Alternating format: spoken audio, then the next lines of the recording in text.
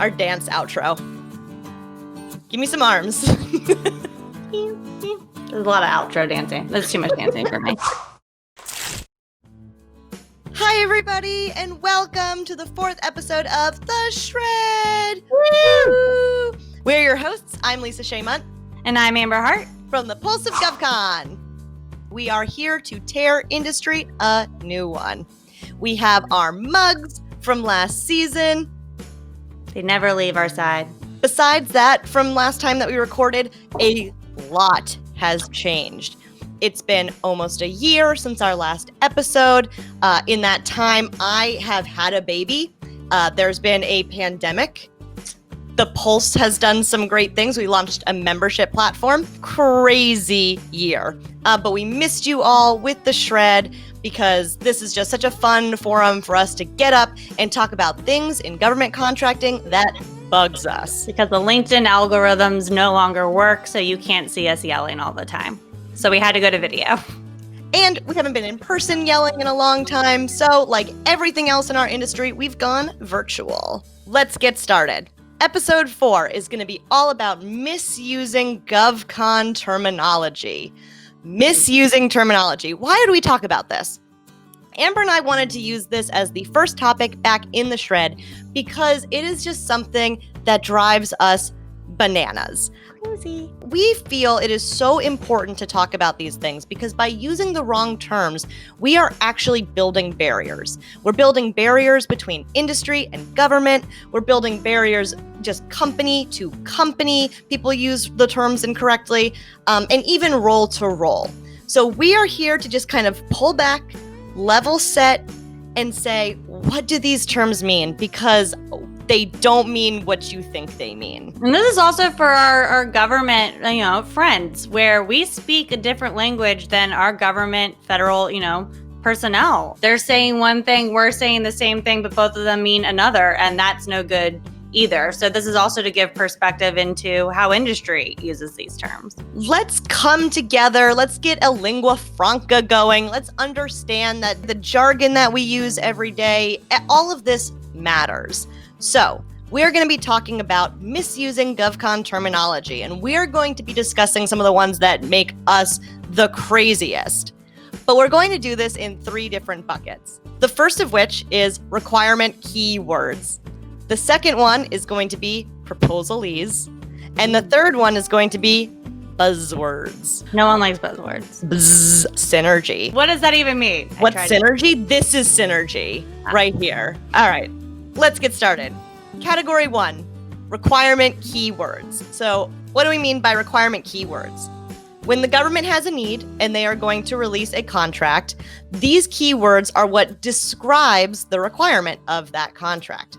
When you, industry, are looking for opportunities, these are the keywords that you would search to find an opportunity. These are the words that describe your scope, or how the government is seeing their own requirements put back at you. If those keywords don't match what's in the scope, but they really mean the same thing, you might be missing out on some opportunities. Absolutely. You have to be able to search correctly on the industry side. And on the government side, you have to understand what you're actually looking for. Because if you're writing a scope of work for non-personnel services, when it really is personnel services where you're looking for people, you're supervising people are conducting the scope of work.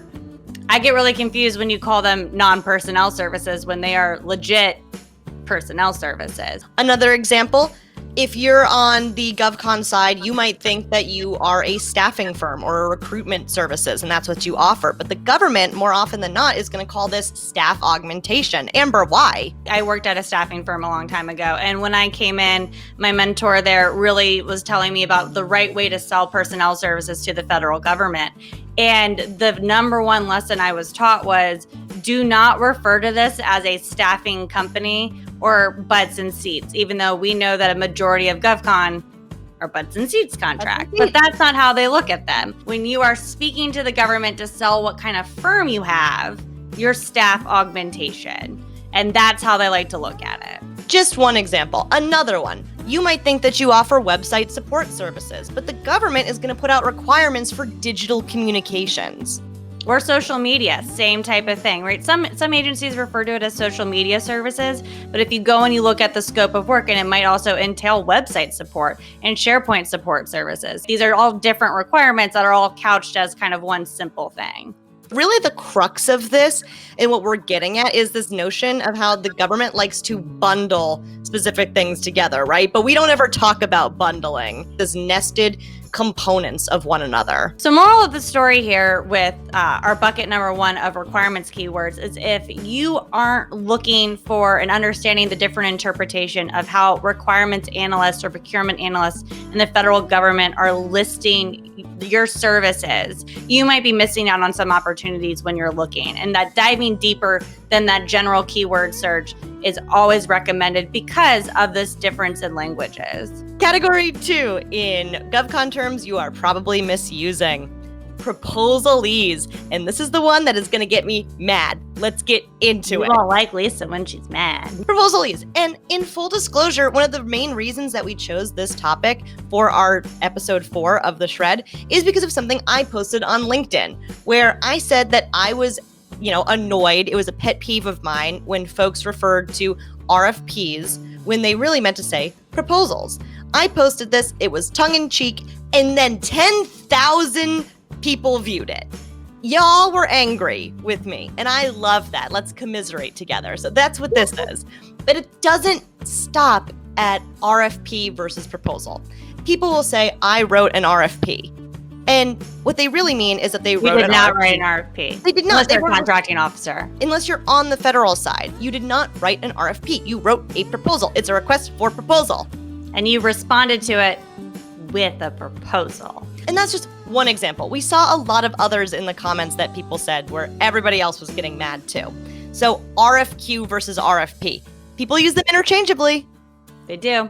All the time. It's not correct. It is not correct. Even the government sometimes will say a request for quote, and typically that is supposed to be just a quote, right? They tell you what they want.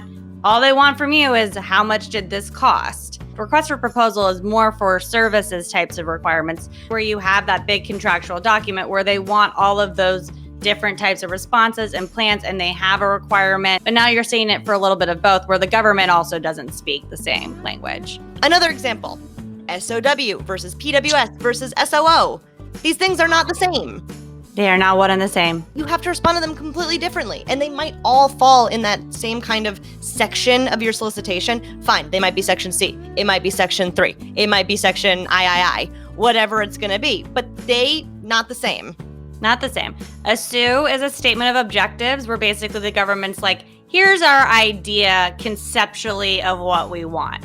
You need to tell us how we're supposed to do that. And typically that's you responding as the contractor with a performance work statement. What's the work that needs to be done? Tell us the people that are going to be doing these things and how they're going to be doing them.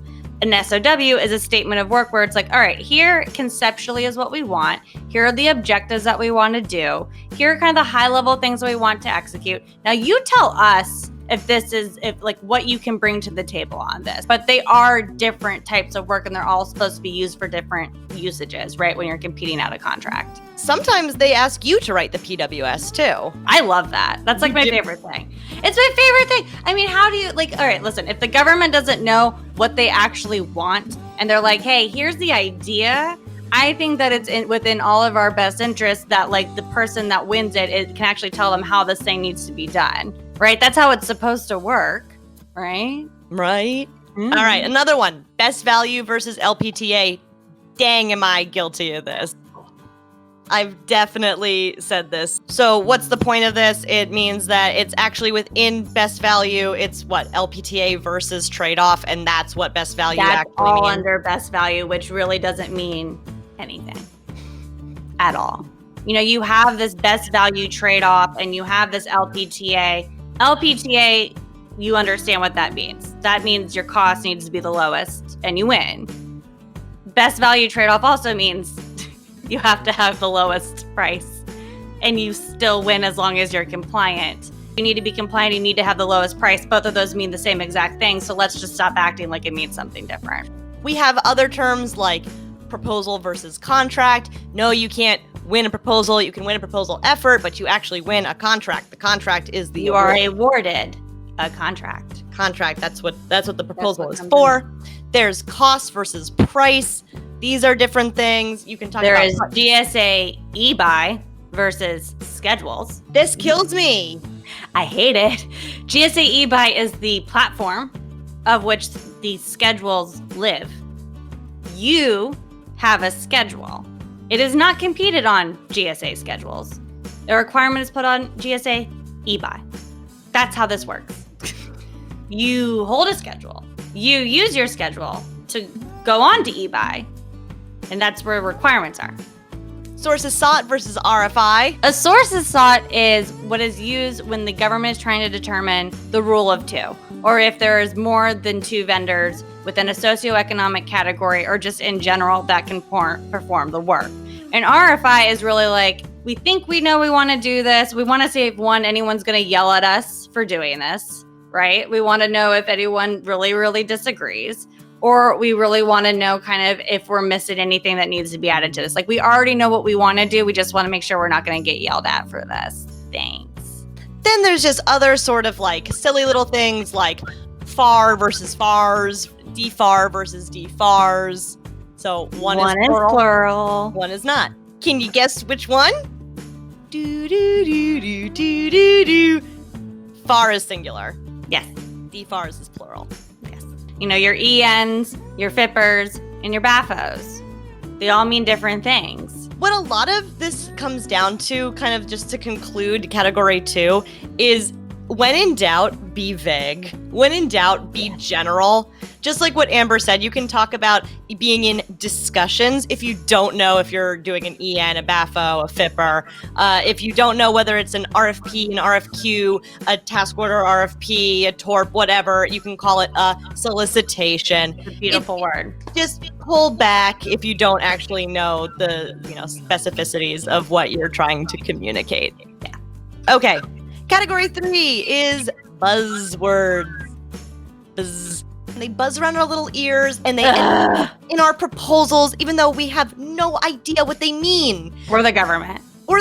Sometimes we ask for things and it's like we don't even know the implication of it. Sometimes we'll write to things because we know it sounds good, because we know it's the status quo, and we have no idea what it actually means. And it means nothing. Or it means nothing. Or things become so overused that maybe they meant something once, but they don't mean anything anymore. Like best in class. Look up best in class in the FAR or DFARs. Guess what?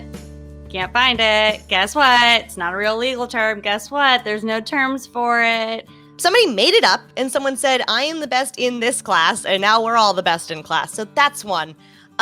Agile. Agile is a huge one. Oh my gosh. Remember when Agile hit the scene and it was like Agile versus Waterfall? Like, oh, weird. Waterfall. It's like iterative wasn't a word before Agile came around. Well, they mean the same thing in the way that you and I use it in a proposal, because we are not in technology space and we do not have to actually be agile. We don't need to have Scrum. Now there's this weird like Agile Waterfall thing where it's like, can't we all just agree to work iteratively? Can't we just all agree that makes the most sense? And fast. This is another example of where government contracting and just people in this space have taken a word that means something else and is like, haha, different definition.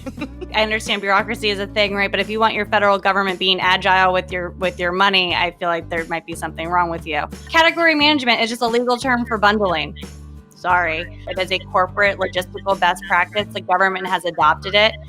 I think it's a great initiative, but the way you're seeing the government really utilize it now is it's a legal term for bundling. It's a legal excuse for it. Transformation.